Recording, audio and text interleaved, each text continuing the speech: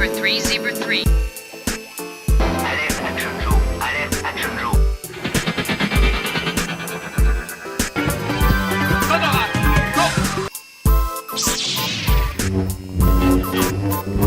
I'll be back.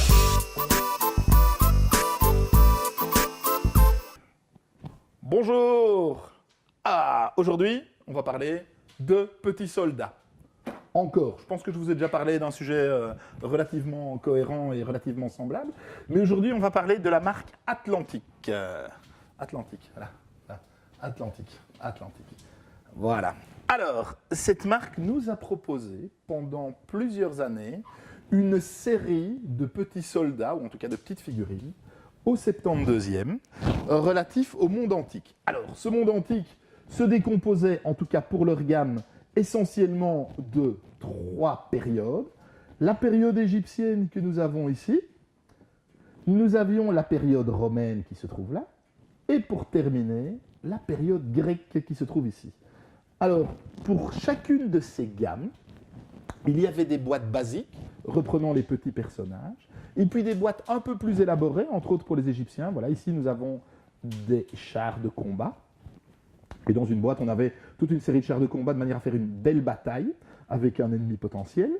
Nous avons, à côté de ces boîtes moyennes, eu des boîtes plus élaborées, comme ceci. Voilà, nous avons des barques qui allaient sur le Nil.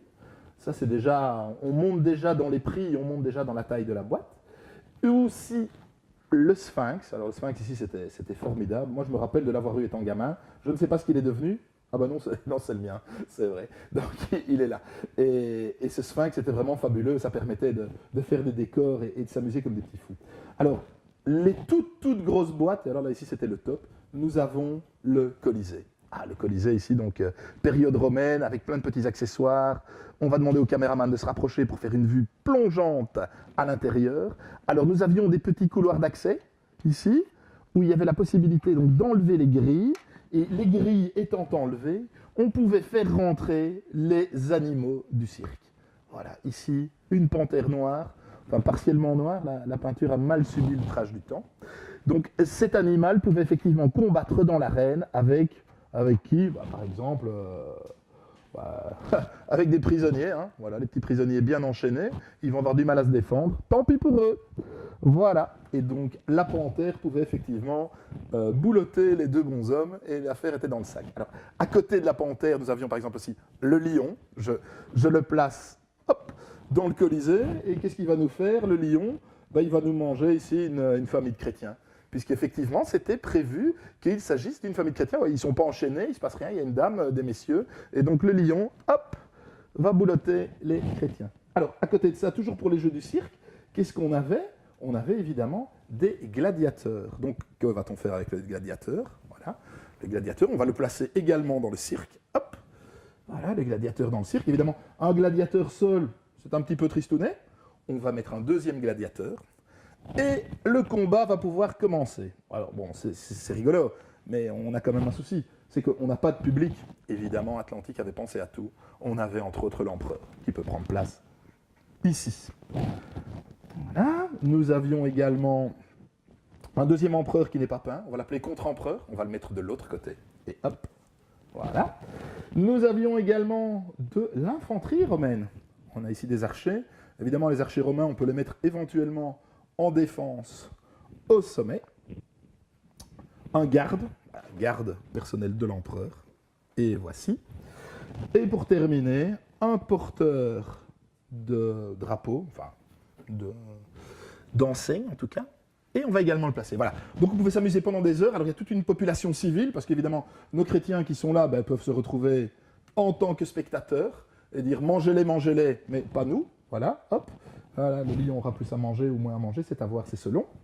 Encore un porteur de faisceau ici, voilà, et des heures de bonheur. Alors, une boîte comme celle-ci, la boîte des Romains, évidemment, ça coûtait beaucoup d'argent. Donc, c'est un objet qui est devenu rare, Rare pourquoi? Parce que fragile. Rare pourquoi? Parce que les pièces se sont perdues. Et puis rare aussi parce que tous les enfants n'avaient pas la possibilité d'avoir ce genre de jouets, ni pour Noël, ni pour leur anniversaire. Donc voilà. On va revoir un petit peu nos amis égyptiens. Donc on va repartir sur les Égyptiens. Donc le sphinx dont on a parlé tout à l'heure. Et alors évidemment, qui dit égyptien dit momie. Donc ici on a un sarcophage superbe qui a été peint par un gamin à l'époque. Donc les enfants, ils avaient des idées extraordinaires. Voilà, on va continuer à faire un petit plan sur le sphinx pendant que j'ouvre la momie et pour voir qu'à l'intérieur, on peut effectivement placer quelque chose. Donc voilà, tout était pensé, tout était fait en conséquence. Et là aussi, on a des soldats égyptiens qui sont plus ou moins bien équipés, qui ont été plus ou moins bien peints à l'époque. Mais bon, ça va, ça reste cohérent, je pense, à ce niveau-là. Alors tous ces petits soldats se présentaient évidemment sur des plaquettes comme celle-ci. Et donc, il fallait les séparer après les avoir peints ou avant les avoir peints. Ça, c'était selon le goût de chacun.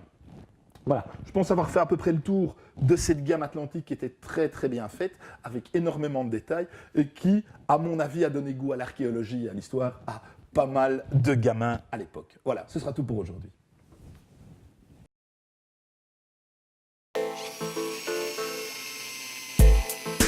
Zebra 3, Zebra 3. Alerte Action Joe. Alerte Action Joe.